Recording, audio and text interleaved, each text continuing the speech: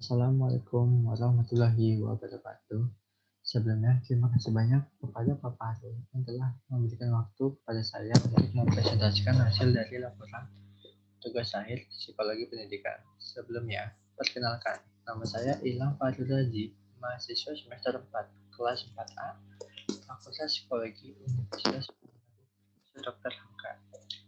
Saya akan mempresentasikan tentang perencanaan dan pembelajaran atau pelayanan, bimbingan, dan konseling siswa berdasarkan pendekatan psikologi pada masa pandemi COVID-19. Identitas klien, inisial RI, jenis kelamin laki-laki, usia 17 tahun, tempat tanggal lahir Jakarta 17 Mei 2004, kelas 11 SMK, hubungan dengan mahasiswa teman, sekolah di SMK Keluarga Widuri. Analisis data dan masalah. Setelah pengambilan data melalui wawancara dan observasi, klien merupakan orang yang cukup rajin. Masalah yang terjadi pada klien adalah masalah jaringan yang membuat ia merasa sedih. Ketika hal tersebut terjadi dan berkurangnya motivasi belajar klien sehingga menyebabkan turunnya nilai belajar klien. Klien juga mengalami sulitnya untuk memahami pelajaran yang diberikan oleh gurunya, dan klien malas untuk mengulangi pelajarannya kembali. Bentuk layanan yang dilakukan. Layanan yang dilakukan ialah dengan bimbingan konseling secara individu yang bertujuan untuk membantu klien dalam tugas perkembangannya, meningkatkan motivasi belajar klien agar mempunyai semangat belajar untuk mendapatkan prestasi yang lebih baik, membantu klien dalam memilih jenjang berikutnya, menjelaskan motivasi belajar klien, selanjutnya memberikan pandangan-pandangan untuk membuka pikirannya dan meyakinkan klien dalam memilih jenjang pendidikan yang tepat dengan dirinya.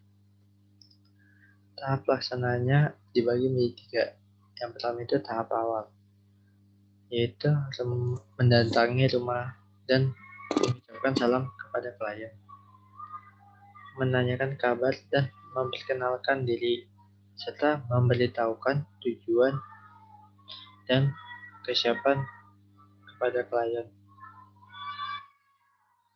Tahap inti, memberikan konseling kepada klien tentang motivasi belajar. Kedua, klien menyimak penjelasan tersebut. Ketiga, klien bertanya ketika ada penjelasan atau kata-kata yang kurang jelas. Keempat, klien menceritakan hal yang terjadi selama sekolah online. Yang kelima, konselor dan klien berdiskusi bersama untuk memecahkan masalah tersebut.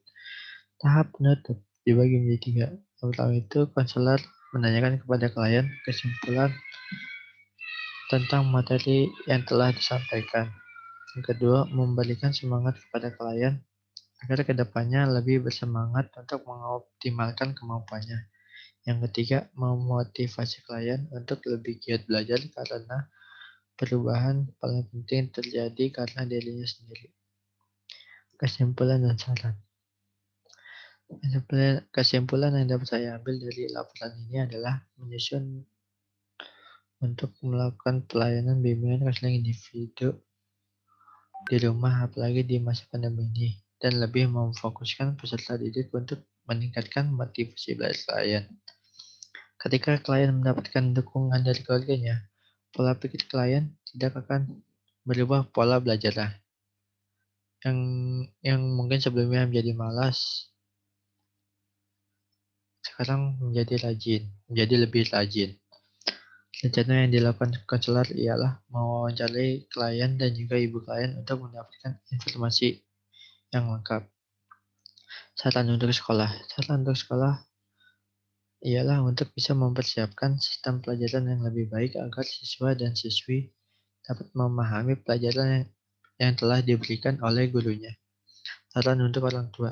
Saran dari konselor untuk orang tua ialah untuk bisa lebih mengawasi dan memperhatikan klien secara langsung maupun dari jarak jauh pada kegiatan sekolahnya, sehingga klien merasa bersemangat dan merasa diberi dukungan.